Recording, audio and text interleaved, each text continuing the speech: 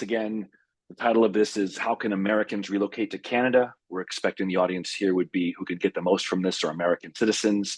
There could also be Canadians on this call who are working in the US. A lot of this information, some of it will be pertinent to them. We also plan to have a separate webinar for Canadians about how they can return to Canada and keep their job. And I see that Kieran has a hand raised, but I don't.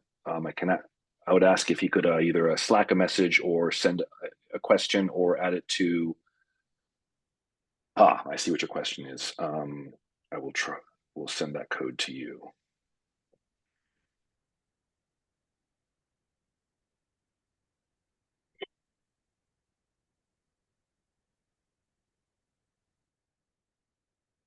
All right, let us get started. Topic of the day is how can Americans relocate to Canada if they so choose to? Kind of a hot topic right now, depending on how you view the US election.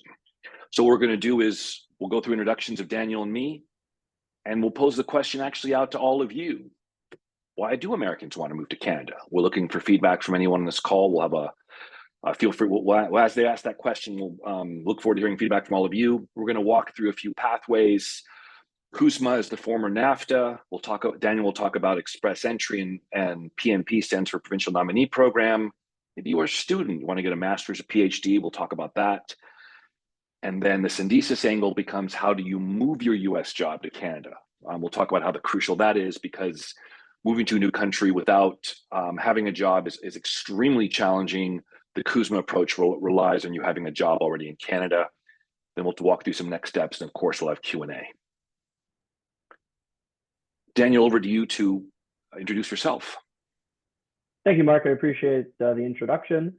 So I am Daniel Mandelbaum, the principal lawyer of my law firm. Our firm specializes in helping entrepreneurs, companies, professionals, skilled workers, and families with obtaining temporary work permits and permanent residency for Canada and the US. We're very familiar with Canadian immigration rules with obtaining temporary work permits, the processes for permanent residency, working with international students, and of course, on top of all the changes that have been happening with Canada's immigration system.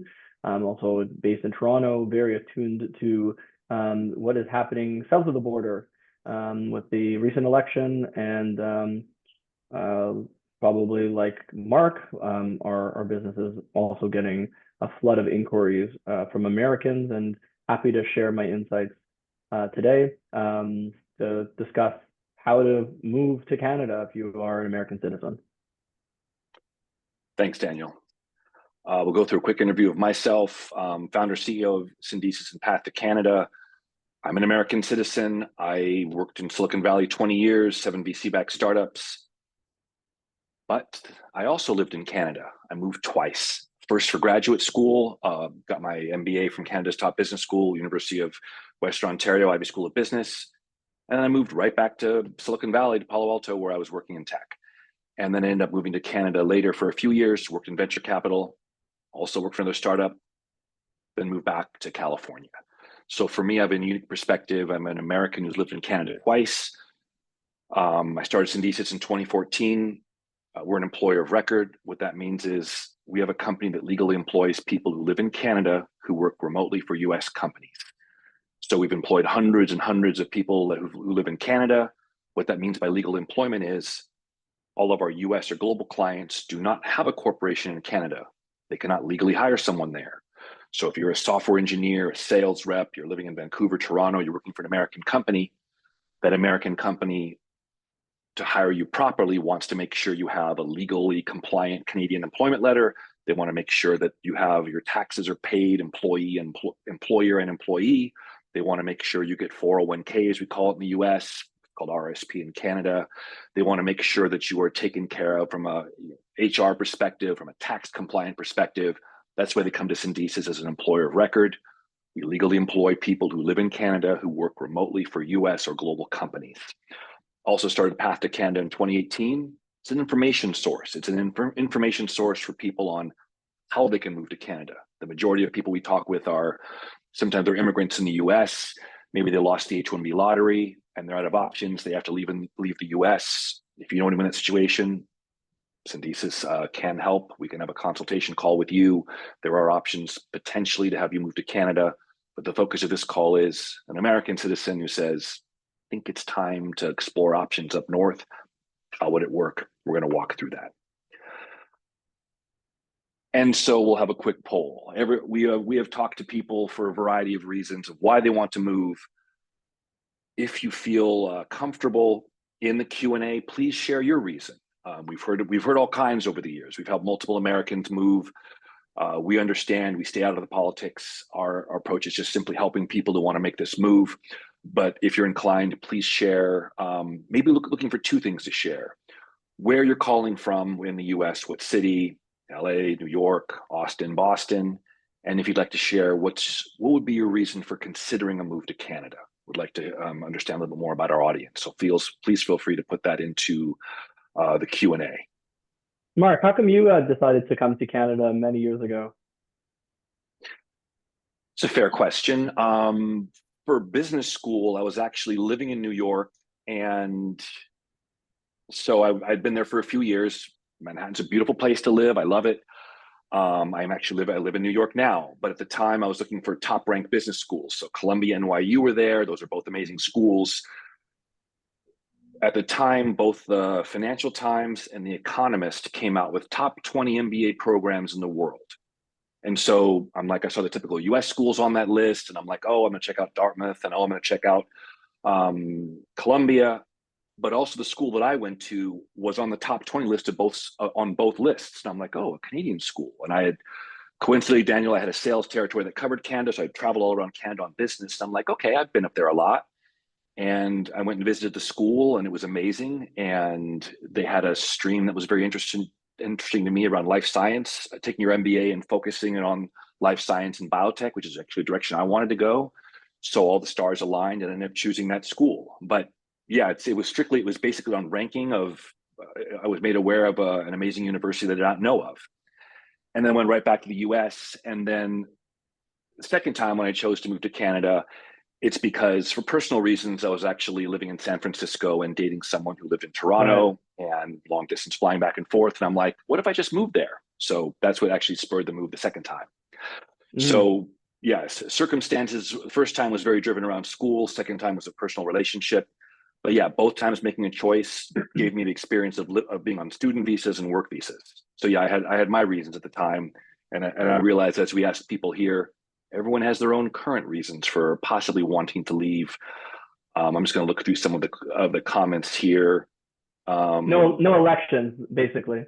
There weren't any election-driven decisions at that time. It was not election-driven, no. But I understand. As the people we've moved up to Canada over the years have shared with us of why they moved, we understand. And I see some of the reasons here. Not surprising. U.S. political election is driving some of that. We understand. We're very open to helping people.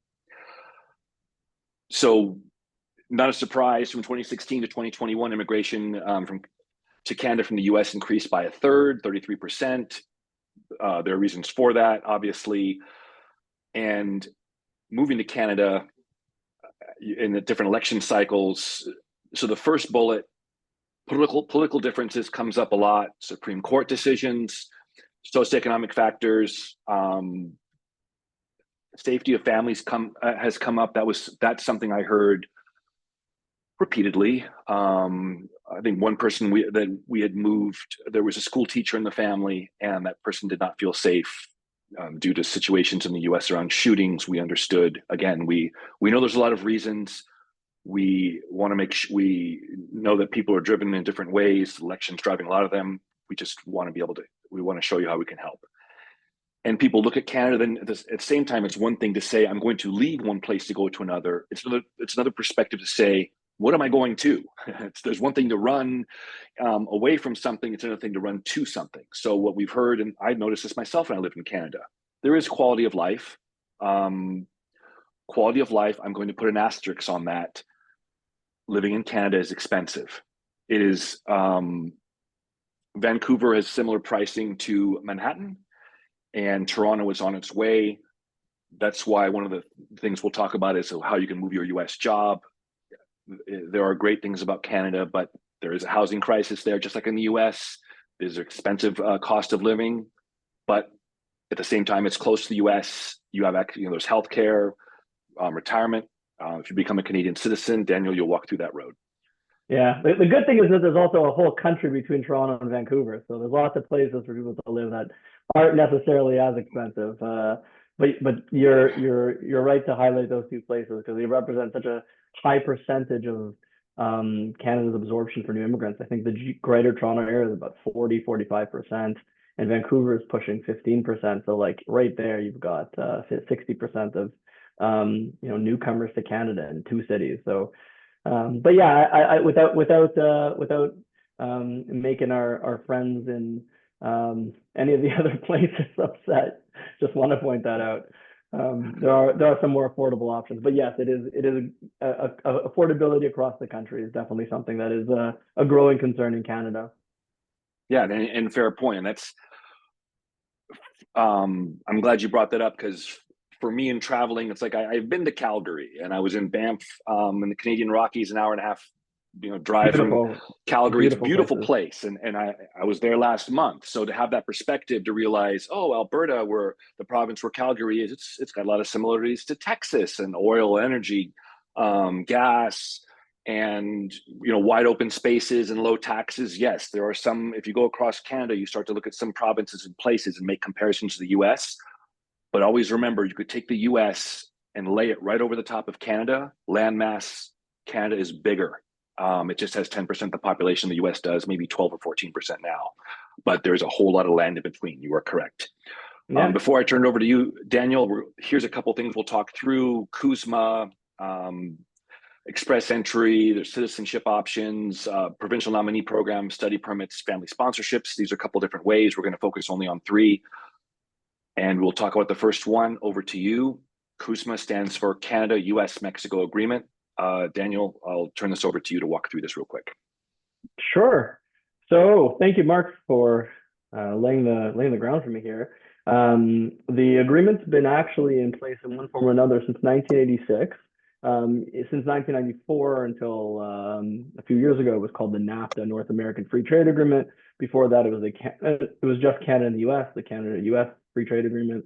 And it allows professionals who have, for the most part, degreed university professionals who have job offers with Canadian employers in one of a listed occupation, which we have here an appendix. I guess it's maybe hyperlinked. I don't know if it appears on the next page, but if your job or occupation is on the list and you got a job offer in Canada and you have the minimum education credentials for that, an American can come to the Canadian border with the evidence of that and obtain a temporary work permit for Canada. Likewise, Canadians go to the US for the same thing, Mexicans as well. It's a 3-year working permit, allows you to work only for that employer in that specific occupation at the work location approved.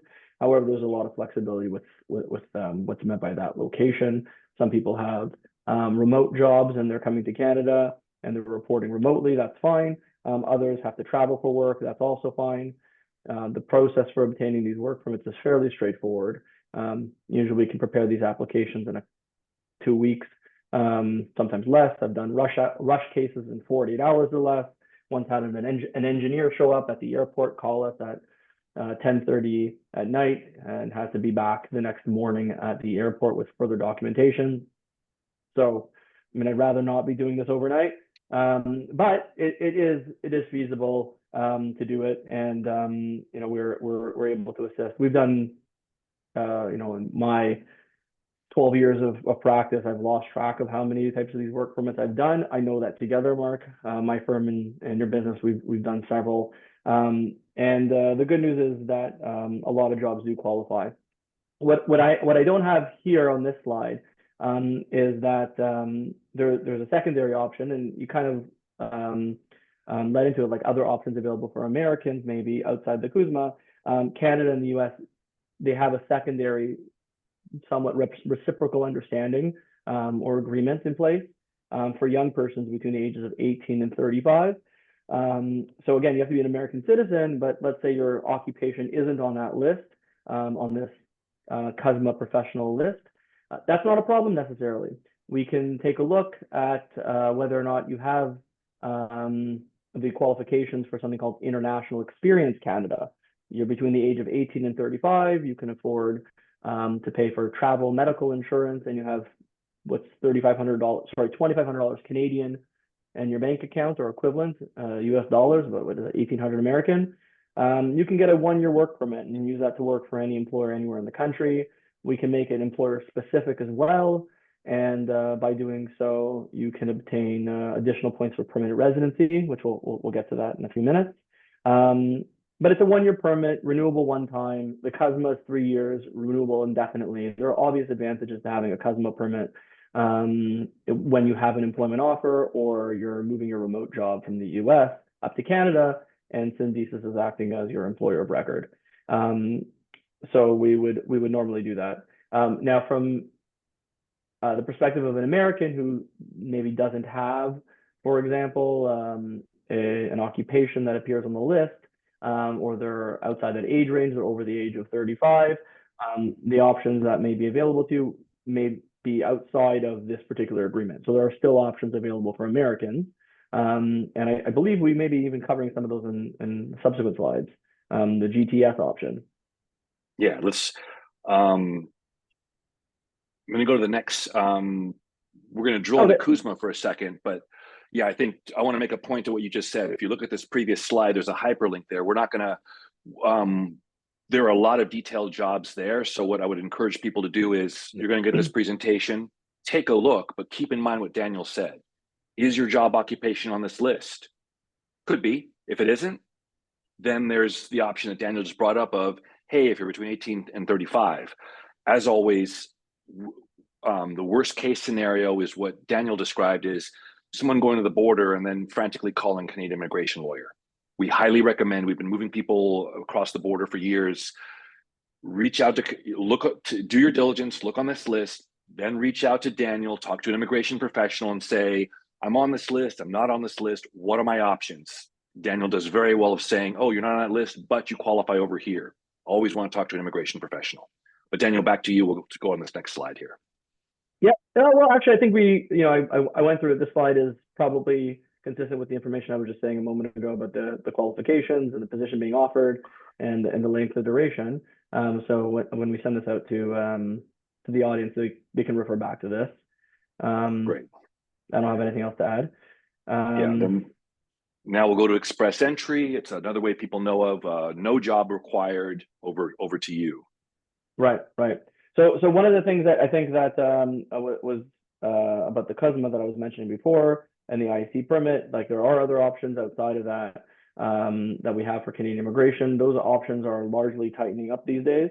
The government is making a lot of changes. One of them is the Global Talent Stream. You and I have run prior webinars on that topic before, so I would encourage anybody who is part of the audience today to go and take a look at one of those videos that we have already. There's one on my website. I think there's up on your website as well.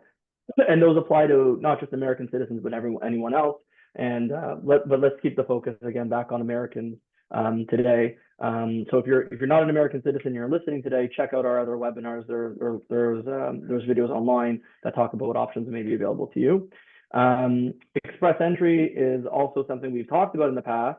I'm going to try to explain it or provide context here that's more relevant to Americans than maybe those who are outside of, who are not American citizens. But just quickly to give you an overview, it's a 2-step process. The first step is to upload your expression of interest or profile. And the second step would be to submit an application. Now, there's a lot of preliminary work that goes into creating a profile. Your profile is effectively your immigration resume, if I can borrow the term from the employment context. Look, it's an evaluation that's conducted by an automated system. And like a resume that you submit to an employer, the strength of your profile is dependent on the inputs that you attest to. Unlike a job resume, you have to complete a language test And you can't just demonstrate that you have strong communication abilities by writing a nice cover letter. And in the era of ChatGPT, I'm not even sure how valuable that is anymore in the employment context. But for immigration, you have to do a language test. And I get this question a lot from American citizens. Well, hold on a second. I was born and raised in the United States. I was educated in the United States. Why do I have to do a language test? The short answer is that the government has given up some of its responsibilities to private industry. The real answer is I don't know. It's a waste of everyone's time, but you have to do it. Everyone has to do it, irrespective of country of origin, right? It creates a lot of nonsense outcomes. I had a client who's an American citizen who had a PhD and was a professor of English literature at Brown University. It was an Ivy League school. And he had to take the language test, and he put up and tolerated me in our crazy immigration system in Canada with, understanding of the fact that, our system treats everyone, doesn't matter, country of origin equally. He got it, no problem. But then he got his language test results back. And on the language test result, he didn't get the result that we would anticipate someone of his obvious proficiency obtaining, right? So your language test is scored out of a scale of, let's say, 0 to 12, 12 being perfect fluency, 0 being you don't know the language, you couldn't say hello, okay? Typically Americans will score 10 or higher, and that corresponds to the maximum points that you can obtain for that language ability. And they test your speaking, your listening, your reading and writing. This English literature professor scored 12 in speaking and listening and reading comprehension, but only an 8 in writing, right? I said, okay, look, this happens. It's nothing to do with you. So he wrote a very nice letter to the testing center, and they reevaluated his writing ability and increased him to a 9. He took offense and said, I'm not moving to your bleeping country, and I never heard from him again. So please don't take offense, right? The language test is not really about your language ability. If it were, we wouldn't have you doing the test. The language test is more or less a tool that Canada uses to filter people who are applying for immigration through relatively arbitrary means. It reflects more about the test than it does about the person being tested. And we do get these bizarre outcomes all the time. And I have a little bit of a cynical explanation here. These are private businesses, and if they score lower on one of the areas of the test, if they score candidates lower, then you got to come and take the test again. It drives more business. And so part of our immigration assessment process is actually farmed out, the language test.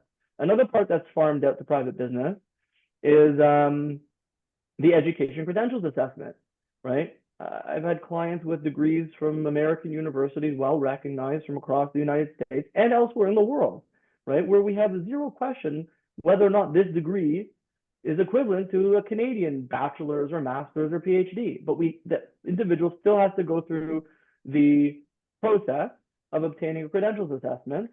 And if you don't, you aren't awarded points, right? So, an MBA from Harvard is not treated as an MBA from any Canadian university without an equivalency assessment, at least for the purposes of immigration. This is only in respect of express entry. There's no language test required for a CUSMA permit. There's no education assessment of an American degree required for a CUSMA working permit. This is, again, particular to permanent residency through express entry. And so, people are saying to me all the time, quite rightly, wait a second, so I was able to get a work permit on the basis of my bachelor's degree from the United States, right? So it's good enough for that, right? It's clearly equivalent. You've already established that I have at least a bachelor's degree. Why do I have to do this again? I don't know, right? There's the real world where things make sense, and there's the immigration world where it operates under a completely separate set of assumptions and a different logic, right? The reality is you just have to do it. Why? Because there are hundreds of thousands of people who are interested in immigrating to Canada at any given time who are also doing it. And they have to design a way to deal with the massive volume of people who are interested in immigration, right? And I do see some questions in the Q&A that have come up regarding express entry scores. And that's some context here. You know, to get assigned an express entry score, you need to do these things. You might be able to enter the pool without an education credentials assessment. If you've worked in Canada for a year and you pass a language test, your score is not going to be very competitive, because from the perspective of Canada's permanent residency immigration system, it's as if you don't have a degree. So you have to do it. And there's other factors that go into this as well. The ways in which somebody can be selected for immigration also vary. So for example, the government will collect these resumes. The system automatically determines, based on your input into the system, which immigration programs you may qualify for, what subcategories of immigration programs you might qualify for. The government develops these subcategories based on current labor market needs, based on other priorities, such as Canada's desire to increase the number of French-speaking people outside of Quebec, and a whole bunch of other priorities. It's a dynamic system, so those criteria change. You can enter the pool 24 hours a day, 365 days of the year. Your profile or resume is kept by the immigration department for 1 year, unless some key document were to expire, in which case it would end sooner. So that's great. But at the same time, it introduces a degree of uncertainty, because you have a profile and you're waiting for an invitation, and the government's conducting all these different rounds of invitation. They're picking candidates who have Canadian experience. They're picking candidates who work in certain scientific, technological, engineering, mathematics, or STEM occupations. Sometimes they're picking French speakers. You never know who they're going to pick and when. So that's our system. Often the best approach is to maximize your points. That might seem initially obvious to a lot of individuals. It's a competition, more points, therefore more competitive. Kind of, right? Usually that's true, but there are even exceptions to that rule, which I can describe in subsequent slides when we talk about PNP. I think that's all I have to say so far about this. Yeah. And Daniel, just for clarification, so CUSMA's one way in, express entry is another. They are completely separate. An American could come in, American could look at this slide, never do any of this, come in under CUSMA, or are they like, no, you would do them in parallel? Yeah, really good point. So CUSMA is a temporary work permit intended to have somebody in Canada on a temporary basis, right?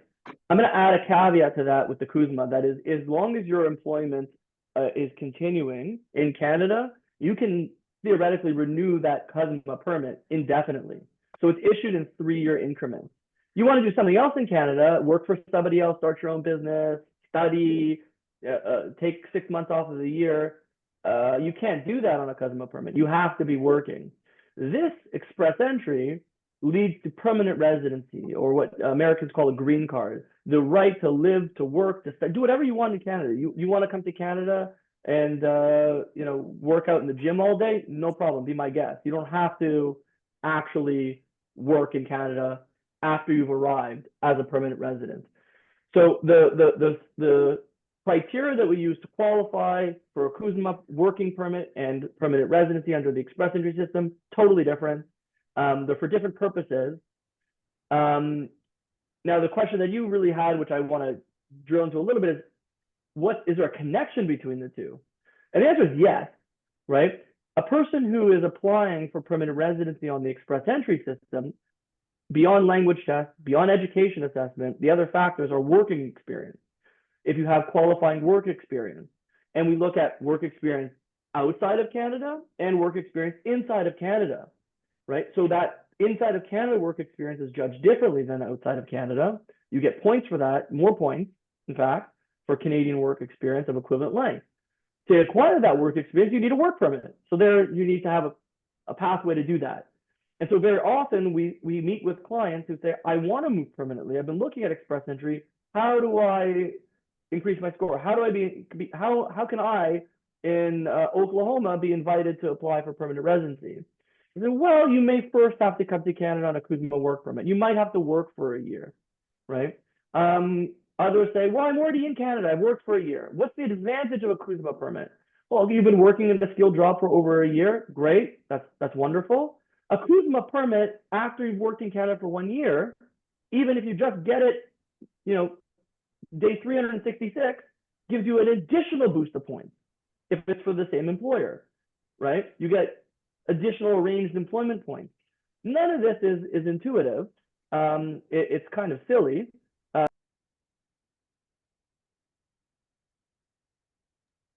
Sorry about that. So none of this is intuitive. It is kind of silly to say, well, hold on a second. Why should the type of working permit that I have matter in terms of getting points on a permanent residency system?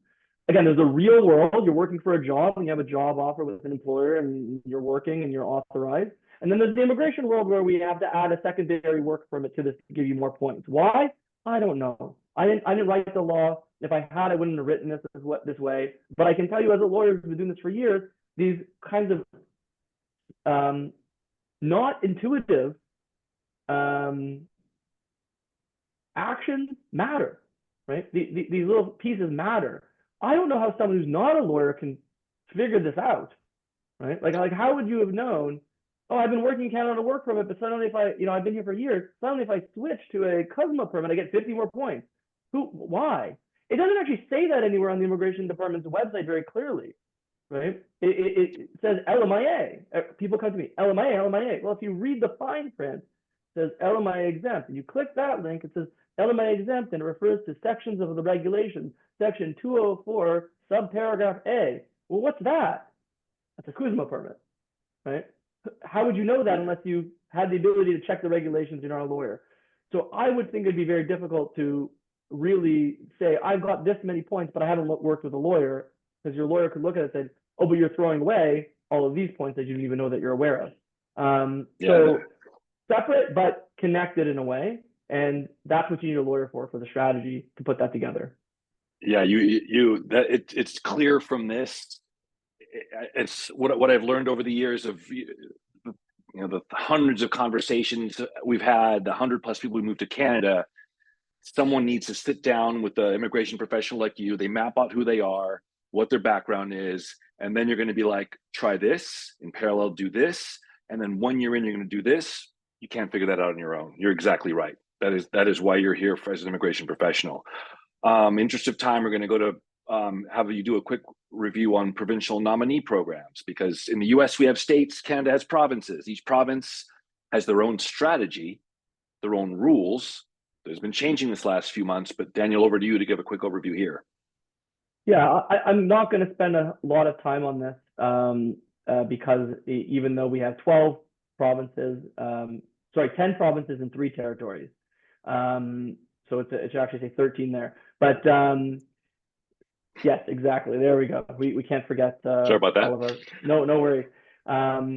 So we have 13 provinces and territories, and each of them have the ability to design their own immigration selection systems and programs.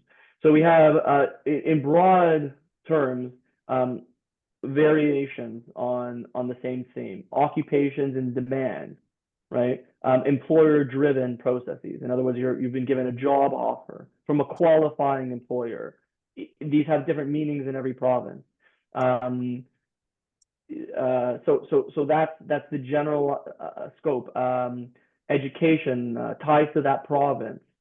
So you can't just say you'd like to immigrate to Toronto but apply for Manitoba provincial nomination. You've got to move to Manitoba. And so each of them has different, what we call here, streams, somewhere between 3 and 8, but they're all variations on the same theme. And some of them are expression of interest type of applications, like an express entry profile, where you have to submit your resume and wait to receive an invitation. Others are not, right? You can just simply apply if you meet the criteria.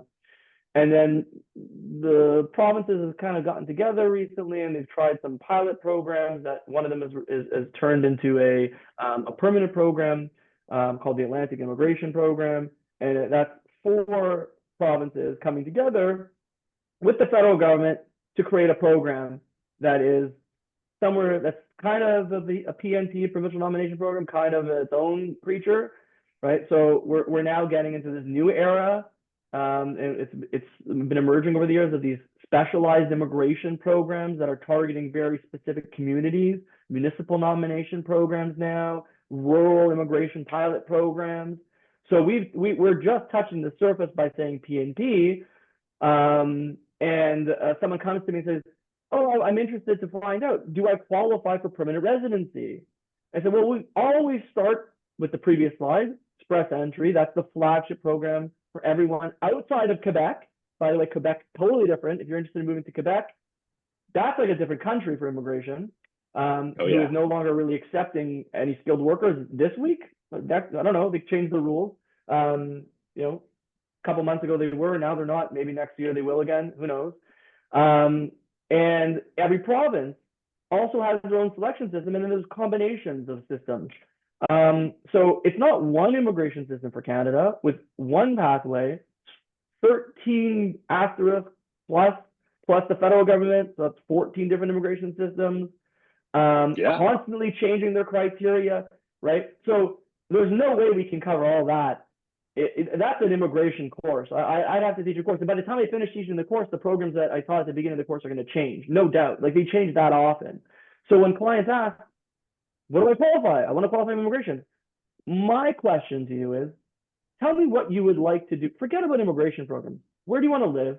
Who do you work for? Tell me about your job. We start with the simplest system, and then we come back and say, okay, well, maybe you don't qualify for those. These are the places that you said you want to move to. These are the options available. We do further assessment. So it's not as though I can just say you qualify. But the common theme is these are economic programs where you have to demonstrate that you have the ability to become economically established through usually employment or setting up a business or some other tie to the province for the economic benefit of that place. Yeah, Daniel's, you reinforce the point. It's a discussion, it's a strategy. You have to talk with an immigration professional, and then all these get on the table. In the interest of time, we've got the study permit here. Do you want to briefly discuss this one, and then we can jump and we can move on? Sure. 340, I'll give it to 342 maximum. You apply for admission at a Canadian college or university. You have to demonstrate that you have sufficient funds to pay tuition and support your stay, and you can apply for a study permit, with the exception that now Canada has recently, in the last couple of months, made a quota and will only be issuing study permits when the person is coming to study in certain pre-approved fields of study now. The long story short is they're tightening or reducing the number of study permits that are going to be available, and restricting them to higher or advanced degrees or programs of study that are connected to labor shortages in Canada. This is brand new. This wasn't really true 6 months ago, a year ago, and it's not likely to continue and persist for years. So contact a lawyer for before you want to study to Canada. There's very few direct pathways going from student to permanent resident. Those are only run by the provinces, or if the federal government decides to invent a program. And on the next slide, that's great. We can jump to post-graduation work permits. So if a person studies in Canada, depending on how long you studied at an eligible college or university, you used to be able to get a post-graduation work permit. Now there are new rules for that too. That study has to be completed in a particular type of program. You have to pass a language test just to get the post-graduation work permit. Again, it seems silly, an American taking a language test to get into university, taking a language test to get a postgraduate work permit, taking a language test to apply for permanent residency, all in the name of reducing a backlog. This is government math. Sorry, folks. But yes, increase the number of times you apply to the same thing to reduce a backlog. I don't get it, but that's what we're doing right now. I think it's largely designed to just create blocks and discourage people from doing this, because Canada is trying to now restrict. We're in a restrictive phase of our immigration. Okay, 352. I don't want to dominate the conversation here on study permits, and I know the audience has Q&A. I think the last slide here, Mark, is maybe citizenship. Oh, Yeah, no, then this, moving your job, we're gonna with citizenship will be we're gonna touch on that at the very end. So just to recap, we talked about CUSMA a lot. I think for the American audience, that's your focus. You want to go there, but then when you talk to immigration lawyer, you're going to want to talk about express entry. Maybe you want to come up and do grad school, university. We talk about student permits. There's multiple different ways in moving your current job. So this, we're going to step away from an immigration for a second, but not really, because no, as Daniel said, CUSMA requires you having a job in Canada. You don't just show up saying, I'm an American citizen, I'm going to hang out. I heard they're surfing in Tofino. I want to go on Vancouver Island and hang out there. You're not getting in without a job. So then the angle becomes, what if you have a job in the US that can be done remotely? Then that's where Syndesus jumps in. That's where my company can help. Let's look at how this works. So first we'll talk about what is Syndesus. We're a Canadian employer of record. We legally employ people who live in Canada and work remotely for US and global corporations. Syndesus is a Canadian corporation. So everything we do complies to Canadian law.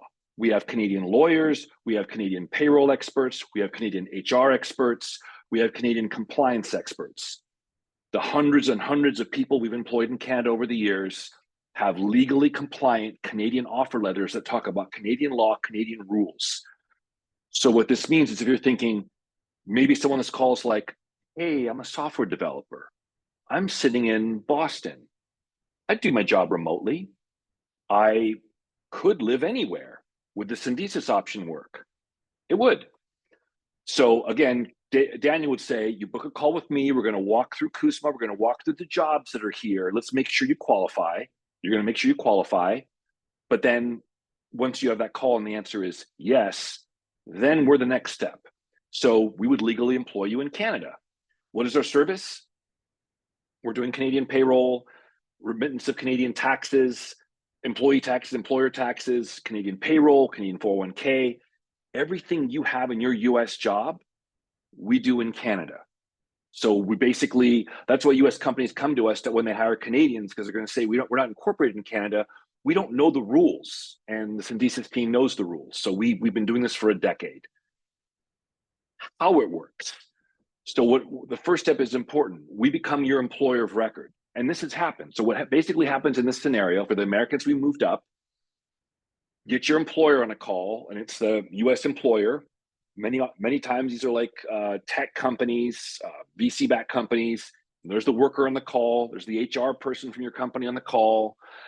And they're like, well, how does this work? And we're like, this worker is working remotely for you now. And they're like, yes. And it's like, well, they will have an end date termination of their job. If you agree to work with us, maybe their job ends on January 31st, 2025. They have a parallel offer for letter from Syndesus that starts February 1st, 2025. It's almost a cut and paste. You're making, maybe you're lucky and you're like, I'm making $300,000 in the US, convert that to Canadian dollars. Now it's in Canadian dollars. Your title in the US moves over. Oh, I had vacation days, but you're starting new living in Canada. So again, a lot of the employment stuff can translate over. If it applies with Canadian laws, you can move stock options. It gets complicated, but all these things can be done. But you have a Canadian job offer. Syndesus is a Canadian corporation, and Daniel's going to be looking, saying, is that Canadian job offer there? Has to be. So what you are doing is you are leaving your American job. You're not transferring it to Canada. We aren't a branch of your US company. You are terminating in the US. So let's to get really granular, all your vacation pay you may have stacked up, you are leaving a country, which means you are cutting ties. So again, we don't transfer over your vacation days, but if you had 4 weeks, you can have 4 weeks in the new assignment. All that gets worked out with a Syndesus team. But you basically have a US employer on the call. We're doing a contract with them, not with you. You have the employment contract. The US company is going to be paying Syndesus their fee. We're doing everything they used to do. We're basically taking the places of them as an employer. If your US company had an office in Canada, if you worked for a Google, a Facebook, or Yelp, any big company had an office in Canada, you wouldn't use us. You'd go to your company and say, can you move me to Canada? Let's work this out. Right. And then you talk to an immigration lawyer. That's a rare thing. people moving from the US to Canada, mostly it's you're working for a smaller mid-sized company that doesn't have an operation in Canada. These calls are actually, there's always a little bit of nervousness if someone will say, well, Mark, your company has a fee and there's a fee every month that the company has to pay. Do I pay that? I'm like, no, you don't pay the fee. Your company pays the fee. Here comes the fun part. I have been on these calls early on, and the US will ask the US company, what do you pay for US healthcare for this worker and their family? And you'll hear the HR person saying, well, it's about 800, 1200, 17. They'll throw a number out. And then we'll say, well, that doesn't happen in Canada because they have socialized medicine. So you aren't paying 1,700, 1,200, 1,000 a month. You're going to pay a fraction of that for dental, eye care, et cetera. The cost savings from that will pay Syndesus' fee. And you see an HR person saying, oh, wait, this is cost neutral? Or I'm like, it's cost neutral, or it's a cost advantage because our fee is less than American healthcare. And then you see an HR person saying, this isn't so difficult. I'm just going to basically, this person, the background changes. They were in Boston, now they're in Toronto. They were in LA, now they're in Calgary. I'm like, the background changes. We handle all the Canadian complexity. You might even save some money off this. So the US employer usually at some point says, this isn't a problem. I have someone to talk to about HR stuff. Someone's explaining all this Canadian stuff to me. No issue. Usually the calls always go well. Quickly walk through the process. I know we're getting down to our time frame. You have a call with, your first call is with Daniel. You talk to an immigration professional to make sure you qualify. Once that's out of the way, and he's like, yeah, you just need a job offer for Kuzma, then you come to Syndesus. We talk to a US employer. Or in parallel, you can say, I want to talk to the Canadian immigration lawyer first. You might switch these and say, I want to make sure I can do this before I go to my company. So you might do the second step first. Then we'll negotiate with your US company. That contract can take up 1 or 2 weeks max. Some people sign them in 24 hours. Then you over to Daniel. Your application is the day you're coming into Canada. It's approved at the border. He's consulting you with everything all your paperwork you have to have done. You come in, get approved. You come into Canada, you can start your job the next day. It's a very straightforward, again, this is for US citizens. It's a very straightforward process. I want to share a quick success story. We have plenty of them. Had a software engineer, wanted to move, and he was a US citizen. He wanted to take his offers along with his employer. We talked through how this worked. Kuzma worked out because he was an American citizen. Process was 2 months, could have been much faster. Sometimes things take longer if there's a conversation with the company. Again, it can move much faster. January of this year, he was in Canada, starting a new life. On this topic, we will have a future webinar having a Q&A with someone who's actually moved to Canada. So we'll have a live example the next time we do this. Right. Questions come up.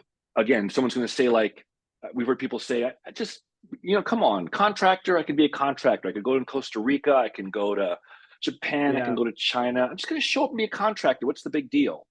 Not under Kuzma. It's, do you have a US job offer? No, sorry, do you have a Canadian job offer? Not your contracting agreement. This model doesn't work. You have to work with a proxy employer or a legal employer in Canada like Syndesus to make it work. We don't charge you. We work with your US employer. We build it. You're like, how's the money work? We've employed hundreds and hundreds of Canadians over the years. We send an invoice to your company in advance for the month. So today's the 14th. On the 17th, all the invoices go out to our US clients. They're due in 2 weeks. On the first of the month, they wire money. We pay our workers 15th, last day of the month, direct deposit into their Canadian account in Canadian dollars. All Canadian taxes taken out. The worker gets a paycheck just like you do in the US.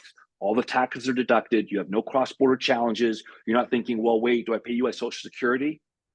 You're in Canada. You do not pay US taxes. You pay Canadian taxes. So all that's taken care of. We've moved execs. It's a little bit different. Can I apply to Canadian citizenship? Daniel, over to you. Yeah. Oh, I just have a couple of quick questions. So just so maybe the audience kind of understands a little bit better. An American, decides, hey, you know what, I want to come to Canada. They're working for a company in the United States, and they drive to Canada. Their employer has operations of another business in Canada. They're not coming to Syndesus in that scenario, right? If they already have a Canadian, it's called subsidiary related company. Yeah. So they're Then not you coming go to to Cindy. exactly right, Daniel. Then you go to your company and say, you have an office in Vancouver, you have an office in Montreal. Can you work to transfer me to Right. that division? And they will do so. Right. Still need an immigration professional like yourself. You would handle that, but you're just moving within the company. They would handle it. Right. Syndesis comes in when there's no Canadian corporation. Right. So that's one of the fundamental features. Like you're not standing in for any other Canadian company. You're actually only representing Syndesis in Canada, and you're contracting with a U.S. company. So like somebody who's a U.S. employee, they got their social security number. They're on payroll in the United States. They can work remotely. They take their laptop. They drive to Canada. You said, well, you can't spend some time there. Like Syndesis won't. Will Syndesis hire that person who is an American who's just in Canada as a visitor? Like, can they join Syndesis just as a visitor? No, our approach is, and I learned this with the company up 10 years ago.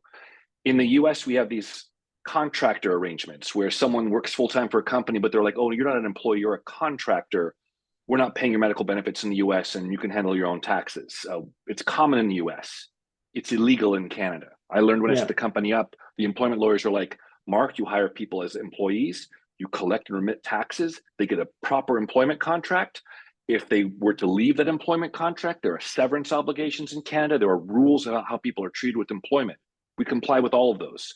So yeah, someone doing something for a few months, that is not common. We have hired like interns for a certain period of time, start date, end date. There are rare situations where we'll have a start and end date. It could happen, but we do not do the contractor arrangement.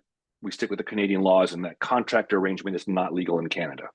Right. I'm going to get to our last before we do Q&A. This comes up. It has to, because some of the people I saw the comments of, why would I want to leave the US? And I'm like, oh, the incoming president. You can do this. Daniel mentioned the CUSMA work permit is 3 years renewable. You can choose to try and get dual citizenship, which means you want to talk with an immigration professional with Daniel how to do it. You could get the 3-year CUSMA permit, extended a year, and then the situation in the US changes and you're like, that was really nice in Canada. I think I want to come back. You can. You can go ahead and try and get Canadian citizenship. We'd highly recommend that. You can hold that passport, but there's a tax treaty, so that taxes are no problem. You're not going to get double taxed. As an American, when I live in Canada, I was not double taxed. You can keep your assets in the US. You've got that US passport. You're sitting in Vancouver. You're still an American citizen. You come and go into the US whenever you feel like it. So you could do this option. I'm going to jump over to questions real quick. The last slide, basically, you will all see this. There's a form here. There's a scan. We're going to send this out to you in our last 5 minutes.